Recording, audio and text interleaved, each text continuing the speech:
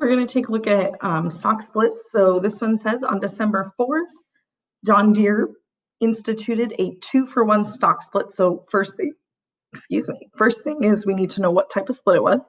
The market share price before the split was $87.68 a share, and the corporation had 1.2 million shares outstanding.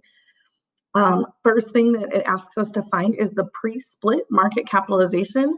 So we would take that 1.2 million, and I'll multiply that out on Desmos, that's fine. And we're going to multiply that by the price per share, $87.68. Okay, so I'm going to go over to Desmos. So I'm going to take 1.2 times a million, which is a 1 with 6 zeros. There we go. So there's my 1.2 million, 1,200,000, and I'm going to multiply that by $87.68.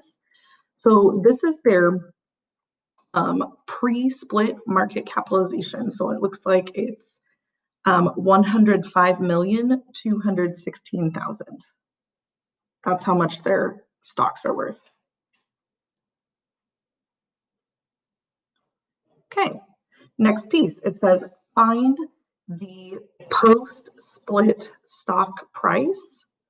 And so, sorry guys, I'm going to go really quick over to here. Oops. To find a stock price, I'm going to take the original price and I'm going to multiply it by B over A. So I'm going to list this out here.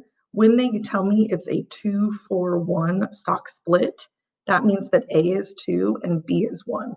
So when I want to find that stock price, I'm going to take $87.68 and I'm going to multiply it by 1 over 2 because that's B over A.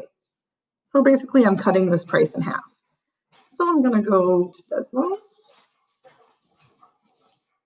Dogs, don't do it. Times 1 over 2.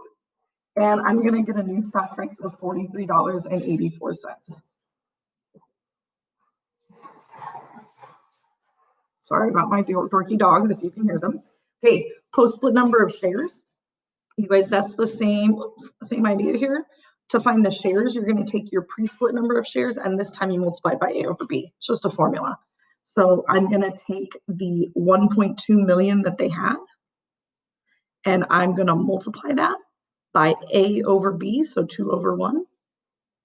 Go to Desmos real quick. 1.2 times a million. There we go. And then we are going to multiply that by 2 over 1. We don't really need to multiply it by over 1, but that's okay. It means that they actually now have 2,400,000 stocks or shares. Beautiful. And then the last piece is find that post-split market capitalization. So I'm going to take their new shares, which is 2,400,000, and I'm going to multiply that by their new stock price, which is $43.84. Now it should be exactly the same as before. There's my 2,400,000. I can just continue to multiply on that. That's fine. I'm going to multiply it by $43.84, and we can see that it's identical. It's exactly the same. It's 105,216,000. Okay, so it didn't change their value. It just changed the price of the stock and the number of shares.